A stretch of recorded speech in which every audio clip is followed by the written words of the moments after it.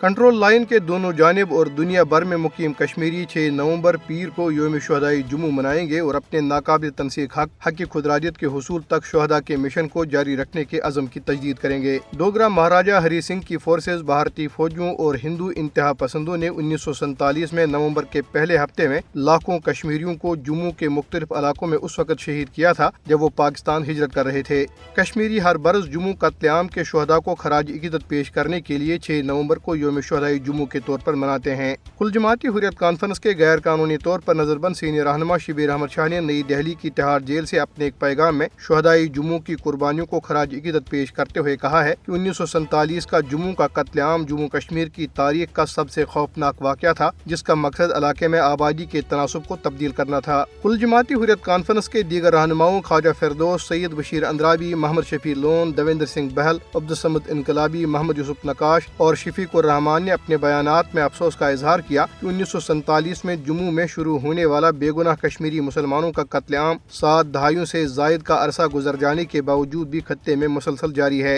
انہوں نے کہا کہ کشمیری عوام اپنے شہداء کی قربانیوں کو رائیگاں نہیں جانے دیں گے اور بھارت کے ناجائز قبضے سے آزادی تک اپنی جدوجہد جاری رکھیں گے۔ دریاسنا نئی دہلی کے زیر کنٹرول خصوصی تحقیقاتی ایجنسی نے ضلع پونچھ کے علاقے کنویا میں محمد حافظ نامی شخص کے گھر پر چھاپا مارا۔ فورسز کے اہلکاروں نے الصبح ضلع کے علاقوں کوپرا ٹاپ، بچیاں والی، شیندرا، ٹھنڈی کسی، مال سعیدہ اور دیگر علاقوں میں محاصرے اور تلاشی کی مشترکہ کارروائیاں کی اور مقامی باشندوں کو ہراساں کیا۔ ادھر قابض حکام نے ایک بار پھر پرامن احتجاج کے حق کو دباتے ہوئے سرکاری ملازمین کو اپنے مطالبات کے حق میں کسی بھی قسم کے مظاہروں اور احتجاجی ہڑتالوں میں شرکت کرنے سے روک دیا ہے۔ حکام نے جاری کیے گئے ایک حکم نامے میں ملازمین کو خبردار کیا کہ اس طرح کے احتجاج میں ملوث پائے جانے کی صورت میں سخت کارروائی کی جائے گی۔ پیپلز ڈیموکریٹک پارٹی کی صدر محبوبہ مفتی نے ایکس پر ایک پوسٹ میں کہا ہے کہ حکام کا حکم نامہ آمرانہ ذہنیت کی عکاسی کرتا ہے۔ انہوں نے کہا کہ ملازمین کو سنگین نتائج اور تادیبی کارروائی کی دھمکیاں دینا اشتعال انگیز ہے۔